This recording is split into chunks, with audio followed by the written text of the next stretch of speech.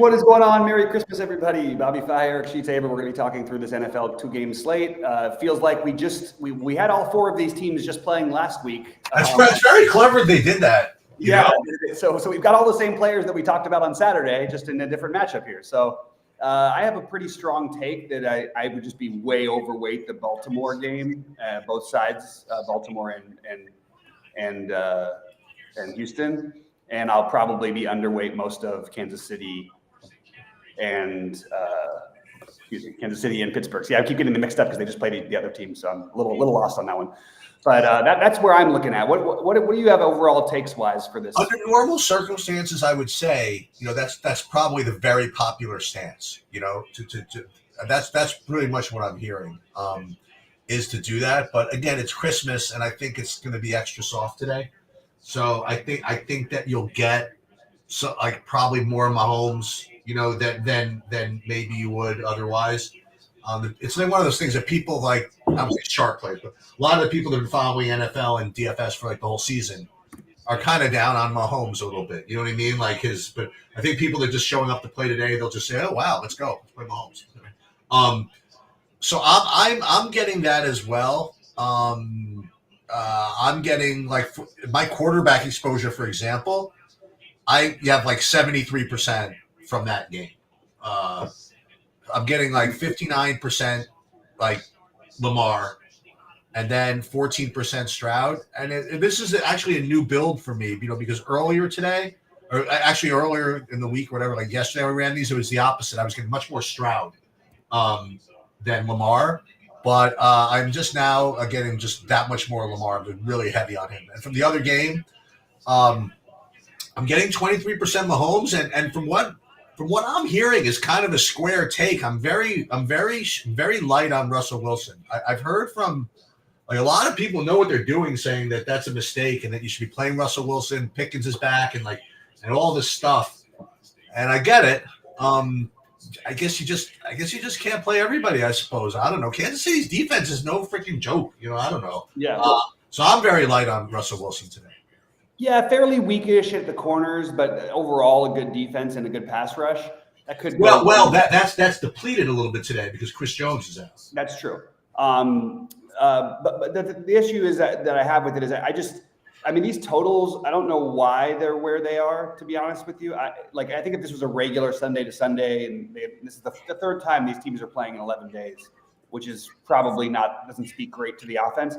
But the fact that it's only a half-point difference between the Texans game and the Steelers game, I would have imagined this Baltimore Texans game, if it was just a regular Sunday to Sunday, it would be like a 53 or 52. Yeah, right.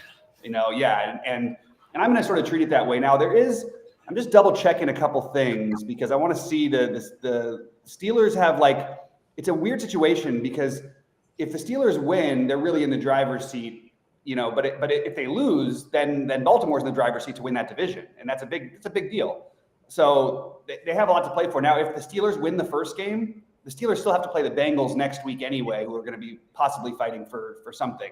So no matter what, Baltimore is still going to put their best foot forward, as will Houston, of course, today.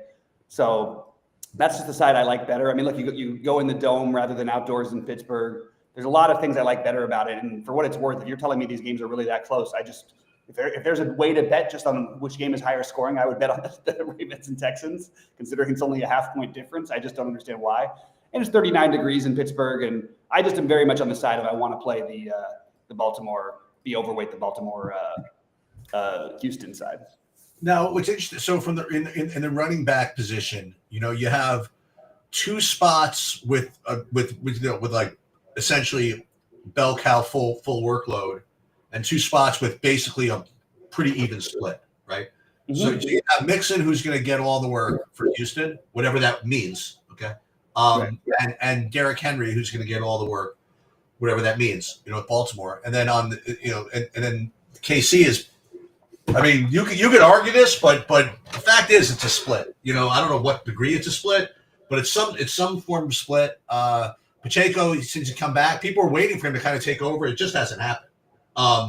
And Harris and Warren pretty well split. As a matter of Warren you could argue that Warren's the preferred prefer a guy at this point. Although, well, I just think it's game flow. It's exactly last week is exactly what we thought would happen. It happened. Yeah, exactly what I said would happen. Like Jalen Warren will get the work when they're playing when they're down. He's not going to be able to pound the ball against Baltimore, who they were playing then.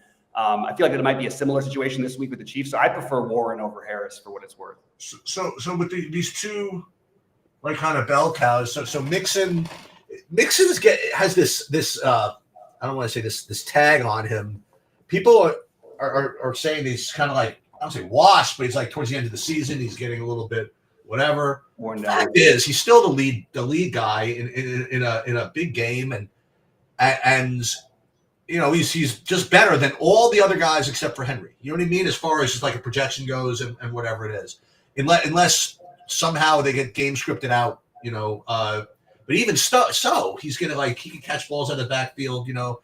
And then Derrick Henry, I mean, the only thing that ever really there are two things that stop him from, you know, being uber smashes. One is like the Lamar touchdowns, right, near the goal line. And two, when Justice Hill was playing. You know? And now we have no Justice Hill. Is Keaton Mitchell going to be the guy who takes over Justin Hill's role? Or is it just going to be the Derrick Henry show? You know, and I think in either case, you know, you have to play two running backs if you want to be very safe, whatever. I think Mixon and Henry are clearly the two best, but do you disagree with that? And I guess the fun part is going to be trying to make heads or tails of the other two running back situations. Yeah, I think that you probably get a little lower ownership on the two on the Hunt and on the Warren. So I think that those would be the ones I would choose just based on that fact alone. Just because they're going to be lower owned than the starting, you know, quote unquote starting running backs there. I worry a little bit too that Michigan, and also again, I just want to remind everybody, it's no fun going up. Baltimore's front, they're really good against the run, and you can throw the ball against them. Now, I'm hoping if Mixon does get there, it's going to be. I'm thinking if Mixon does get there, it might be through the passing game a little bit more than we're used to, especially with no Tank Dell, and that's why I like him a little bit better than I did the Pittsburgh running backs against Baltimore last week. But overall, I definitely think it's hard to not have Mixon and Henry at like 60% each at least. Yeah. That'd probably be the minimum number you'd have of each of them. I'm a little under on Henry. I have 60% Mixon and 35 Henry.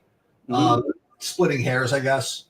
Who do you prefer between like Hunt versus Pacheco and Harris versus Warren? That's what I was saying. I would play the lower owned of the two. I would play the Hunt. Do we know what that is? I mean, well, I'm assuming that the starting running back is. I mean, they're projected. The ones who are projected to be more owned. Which just looking at let's see. Actually, that Warren's projected to be higher owned than Harris today. That's what I'm saying. It's like close. Yeah, I think Hunt is the one I would feel better with than Pacheco, and I do like Warren better than I like Harris here. But because the ownership might be that different, I might switch it over to Harris. I think it's pretty close between them. Yeah, I think that on the 2-game slate to try to get different, I would just go reverse of what happened last week. So I would probably go with like Harris Pacheco, you know, as opposed to the Hunt Warren. I mean, to your point, I mean, not a lot of, but you know, a decent amount of the Warren stuff was due to game flow. Yep. So I currently have more Harris than Warren. Okay. I currently have. I mean, I actually have Hunt Pacheco very, very close. Same here. I've got him close, but I got Hunt a little bit more. I actually, you know what? I flirted because I watched that game and I did not think that they had any interest in making Pacheco anything. Every time there was a serious situation that came up, it was Hunt. Yeah. That was just from watching it, what it seemed like to me. But yeah, I mean, I've got the big one is going to be hard to get away from is Nico Collins today, just with no Tank Dell. But what are you doing with the quote unquote others from Houston? Are you taking some of these stabs on the Xavier Hutchinson, Robert Woods, John Mechie, anything like that? I am taking the mild stances, but not really that much. Like I'm getting like 20% Robert Woods. You know what I mean? Mm-hmm. But aside from that, I'm not really getting the others. I'm not really getting the Mechies or the Xavier Hutchinsons. Mm-hmm. Tell you what I am getting. So I don't want to say under. I guess I'm considered under. So I'm a little under on Collins. Now, there's just literally no way to dispute what a great play it is. You know what I mean? Like with no Tank Dell, Even with Tank Dell, he might be the highest projected, right, wide receiver on the slate. But I'm getting only 42% of him. My highest owned wide receiver is actually Zach Flowers. Zay Flowers, Zay Flowers, sorry. Yeah. And it's a little harder of a click for him to pay 80% of him as opposed to 80% of Nico Collins, right? Nico Collins is very easy to do. Like they're missing receiver. CJ Stroud is going to be throwing the ball to him. And I think that the 84% Flowers is a really aggressive stance that I don't actually mind taking. I mean, it's pretty risky because it doesn't have to be that way. You know what I mean? Like he obviously Henry can run stuff in, Lamar can run stuff in, Andrews can get stuff in. There's plenty of things that can happen. So I think taking a big stand like that is not bad. And the other two guys that I'm getting seem pretty solid to me. Well, I'm getting DeAndre Hopkins, like 50% of that, and I am getting 40% of the George Pickens. I do expect him to be there. He's obviously Russell Wilson's number one target. I do also believe that they're going to be coming from behind at some point, at least. So I like those guys, and then it's a drop for me to like Xavier Worthy. Like he's the next guy for me. Mm-hmm. Yeah, I'm just way underweight everything Kansas City and Pittsburgh. Hollywood Brown is the one I feel best about from Kansas City. It was very, very clear that they were trying to get him the ball. If Mahomes makes a good throw, he blows up the slate at 5% ownership. He had a wide open touchdown and he just missed it. So I really I feel best about Hollywood Brown, and I feel best about from the first game Hollywood Brown from the Chiefs, obviously Pickens from Pittsburgh, and then the other one I like Mahomes better than I like Wilson. And I'm looking at my exposure right now, but pretty much I'm looking at all of my highest owned players. You got to go all the way down to my 11th highest owned player to get to anybody from the first game, which would be actually no, the 10th highest would be the Steelers defense, and the 11th highest would be Travis Kelce. But other than that, it is going to be all Baltimore and Houston for me. So I have no idea how I'm doing after the first games. I'm going to need to wait till the second ones, personally, before I figure anything out. Tight ends, all of them are good. Yeah, but it should come as no surprise, given how much what I've said about my Lamar ownership, that the majority of my ownership is coming from the two Baltimore tight ends. Yep. And I have a good amount of both of them, and some of them in the same lineup. And I haven't looked yet, but I probably have a bunch of lineups with Flowers, Andrews, and Likely. All possible. I haven't looked, I'm afraid. With all three. Yeah, that makes sense. I'm afraid because I don't know if I can even fit in Henry with all those guys. You know what I mean? Like may have that too. I'm not sure. But then the guy I have surrounding them is Kelce, and then a drop to Freiermuth, which is, I think that makes sense. Freiermuth is certainly the number one tight end option for Pittsburgh, but with Pickens back, he doesn't have the same allure that he did last week. Remember when we said we were going to put him? So I'm getting some of him, and I'm getting some of the Dalton Schultz. Why not? And then I have very light amount, but I have a sliver or two of Noah Gray. Yeah, and I same here. Noah Gray is actually the one. I think he's the only player from the first game that I'm actually over the field on. But because I think these are all very valuable, and I wanted to find some ways to get different. I am taking more stabs at some weird stuff today. My highest owned player is Collins, which is no surprise. Then Henry, then Flowers, then Mixon, then Schultz, then Lamar, then Andrews. Then we get to Steelers and Kelce. Then I go Stroud, Bateman. I think Bateman has a good bounce back week, just in terms of knowing what happens with Baltimore. Had the one route that he ran that Lamar just made a terrible throw on, like probably the only really bad throw Lamar's made all season. Like really bad where it was to the other team. Overweight Likely. And then I'm going to be underweight the Pickens and everybody in the first game, but Pickens is still the highest. Kelsey's the highest I have owned, along with the Pittsburgh defense, and then Pickens. Are you getting weight? I mean, you obviously can't play 20% of every defense. Is there anybody you're well overweight on defensively? No. Actually, it's so funny. Relative to everything that I said, it's going to be a little, I guess, sort of surprising. But no, my highest owned defense is Pittsburgh. Yeah, that's what mine is too right now. Yeah. Actually, that's not very surprising now that I think. I keep forgetting that they're playing. They're not. Pittsburgh's not playing Baltimore. No, I know it's really hard. It's been going through every time I've started to manually try and do things this week and just like look at it and try and build. I say, boy, oh boy, I have so much Pittsburgh, but I have so much Lamar. Why am I doing this? I'm like, oh, that's right. So I have 40% Pittsburgh, and then 28%. I mean, like 28% Texans and Chiefs are pretty much, and then my lowest exposure is the Ravens. I'm sure they're fine. Whatever, you just can't play everybody, I guess. Yeah, you can't play everybody, and that's the only issue I have is that I actually like the Ravens defense today, but I just am not being able to get there. I guess that's the few hundred is making a difference for me. And playing Pittsburgh defense, that's no bargain. I mean, I don't know what their ceiling is really, but no, they've got a ceiling. They're a great defense. I mean, Mahomes is now with his toys, he looked a lot better last week as sort of you might, but. I mean, Pittsburgh can rack up the defensive points for sure. Sure. Yep. Let me give you a couple of quick takes on the at least exposures on the showdowns. Because I did put in lineups for both of them. Let's see if there's any real difference here. Now it's hard for me to tell as far as captain goes who I use without going. I'm going to go to Saberson and tell you what I did as far as at least captain ownership. Hold on a second. Because I'm pretty sure I didn't put too much. Actually, I did, huh?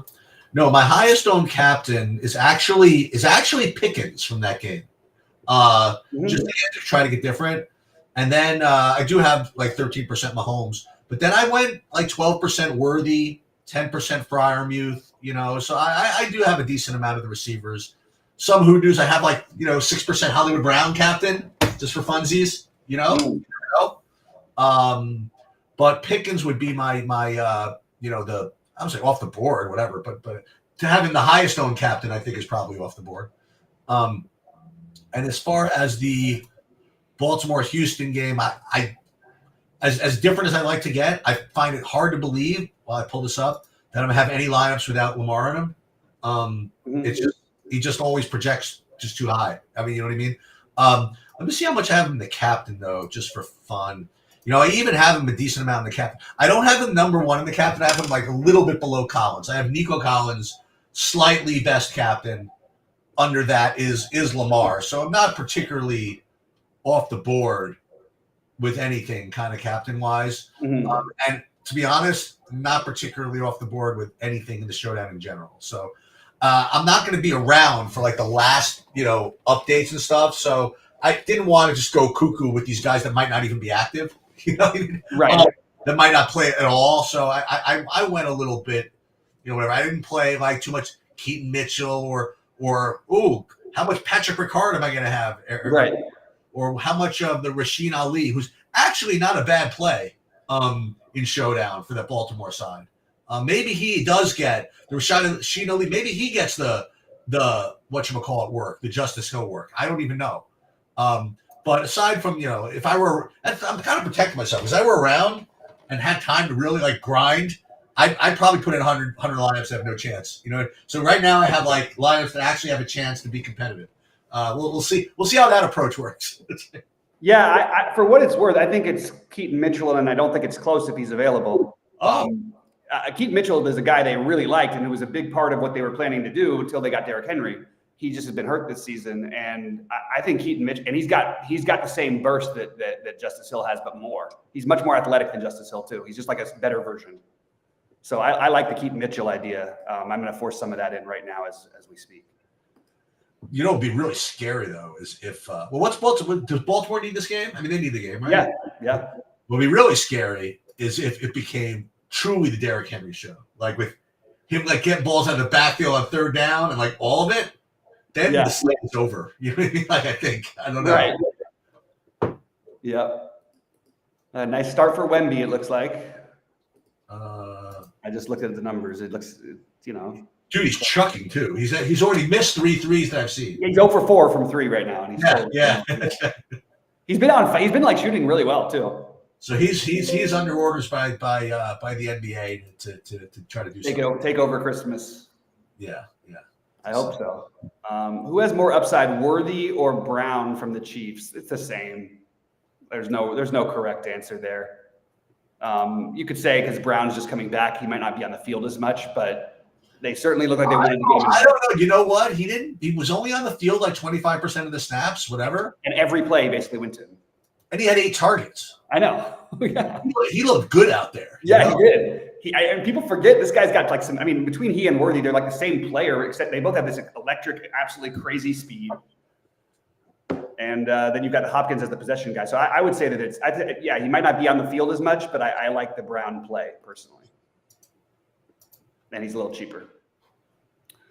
The other thing, again, and I'll leave you with one other, is that you already mentioned the Rashad Bateman. Remember, I mean, there was a little bit of, I would say, holy war, but I was pretty convinced that he wasn't going to play last week because he was, in walking boots and stuff like that. And he did play, but I'll double down on that and say that he wasn't completely healthy for that game. So if he's better, you know what I mean? It's kind of like hidden upside in health, I guess. I wouldn't mind getting overweight on that. Yeah, I like it. I'm overweight that play for sure. Like I said, I made a very clear line in the sand when I played this slate. I'm just going to play the Baltimore Houstons. By the way, if this was a Sunday slate and like we're normal Sunday to Sunday, I would be all over this Baltimore Houston game anyway. So right, yeah, feel good to be on like doing it. Whereas Pittsburgh and KC, I kind of would just cross off on a main slate. That's why it just feels weird that the totals are so similar.